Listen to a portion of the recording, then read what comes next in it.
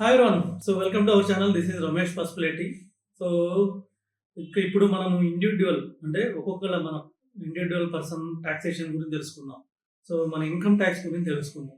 Income tax అంటే మనం ఇంతకుముందు వీడియోలో ఇన్వెస్ట్మెంట్స్ రిటర్న్ యొక్క టాక్సేషన్ గురించి తెలుసుకున్నాం. ఇప్పుడు మనకి ఇయర్లీ ఇన్కమ్ మీద వచ్చే ట్యాక్స్ ఎలా ఉంటుంది ఒకసారి మీకు సింపుల్గా ఎక్స్ప్లెయిన్ చేస్తాను.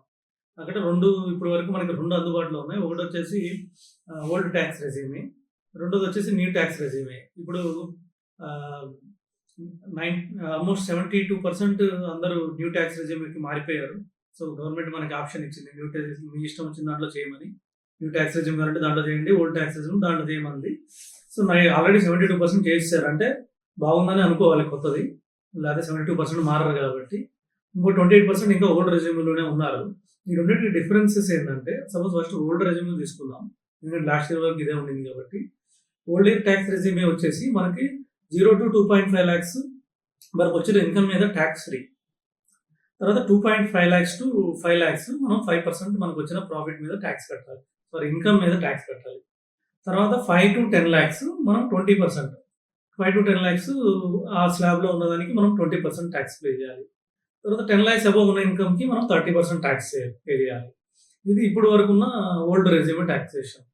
ఇప్పుడు దీనికి కొంచెం రిలాక్సేషన్ కల్పిస్తూ గవర్నమెంట్ ఏం చేస్తుందంటే, ఇంతకుముందు 0.25 lakhs వరకు జీరో కాబట్టి ఇప్పుడు 0.3 lakhs వరకు జీరో చేసింది. సో 3 lakhs బిలో ఉన్న వాళ్ళు అసలు ట్యాక్స్ కట్టాల్సిన అవసరం లేదు.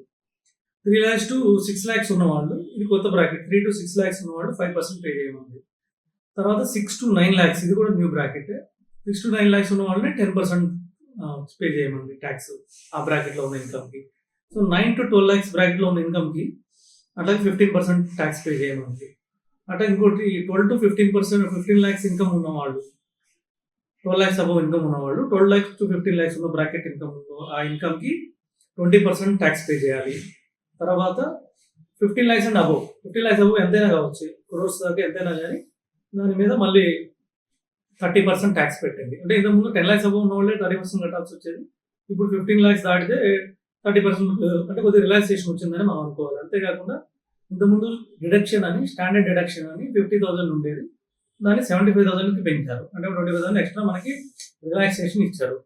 ఈ విధంగా ఇన్కమ్ ట్యాక్స్ వాళ్ళకు కూడా కొద్దిగా సింప్లిఫైడ్గా న్యూ ట్యాక్స్ రెజ్యూమ్ ఉంది. కాకపోతే ఓల్డ్ ట్యాక్స్ రెజ్యూమ్లో మనకి ఏటీసీ, ఏటీడీ అని సెషన్స్ ఉన్నాయి. అంటే 1.5 lakh ఏటీసీ ఇన్వెస్ట్మెంట్స్, అంటే ఇన్సూరెన్స్ కానివ్వండి, tax, mutual fund, equity related mutual funds, LSS అంటారు. వీటితో పాటు పిఎఫ్, ఇలాంటివన్నీ ఏటీసీ కిందకి వచ్చేవి, వాటన్నిటిని తీసేసింది న్యూ ట్యాక్స్ రెజ్యూమీలో. అలాగే మనకి ఏటీడీ అని health insurance, self 25, parents 25, parents senior citizen అయితే 50, ఇట్లా ఇవన్నీ ఉండేది, ఇవన్నీ కూడా తీసేసింది. న్యూ ట్యాక్స్ రెజ్యూమ్లో ఓన్లీ మనకి home loan interest 24B same అట్లా కంటిన్యూ చేస్తుంది. సో హోమ్ తీసుకునే వాళ్ళకి ఎటువంటి ప్రాబ్లం లేదు, వాళ్ళకి ఇంట్రెస్ట్ ఇన్కమ్లోంచి డిడక్ట్ చేస్తారు కాబట్టి. సో మీరు ఎవరైతే ఇల్లు తీసుకోవాలనుకున్నారో వాళ్ళకి ఇబ్బంది లేకుండానే అట్లాగే ప్లాన్ చేశారు. రెండోది వచ్చేసి ఏమైనా ఎక్స్పెన్సెస్, బిజినెస్ ఎక్స్పెన్సెస్ అంటే చాలా ఉంటాయి కాబట్టి ఆ ఎక్స్పెన్సెస్ కూడా ఇన్కమ్ ట్యాక్స్ నుంచి రిలాక్సేషన్ ఇచ్చారు. తర్వాత ఎంప్లాయర్స్కి, అంటే బిజినెస్ ఓనర్స్కి ఎంప్లాయీల పేరు మీద కట్టే ఎన్పిఎస్ ఇంతకుముందు 10% వరకు ట్యాక్స్ ఫ్రీ ఉండేది, దాన్ని 14% వరకు పెంచి కొద్దిగా ఎన్పిఎస్ని కూడా ఎంకరేజ్ చేశారు. సో ఈ విధంగా న్యూ ట్యాక్సేషన్ బాగుందనే చెప్పుకోవాలి. అందుకనే ఇప్పుడు 72% మారారు. మేబీ ఫ్యూచర్లో ఇది పెరుగుతుంది కాబట్టి. సో న్యూ ట్యాక్స్ రెజ్యూమ్ బాగుందని మనం అనుకోవాలి. ఇంకా మీకు ఏమైనా డౌట్స్ ఉంటే నాకు ఎనీ టైం మీరు కాంటాక్ట్ చేయొచ్చు. Thank you.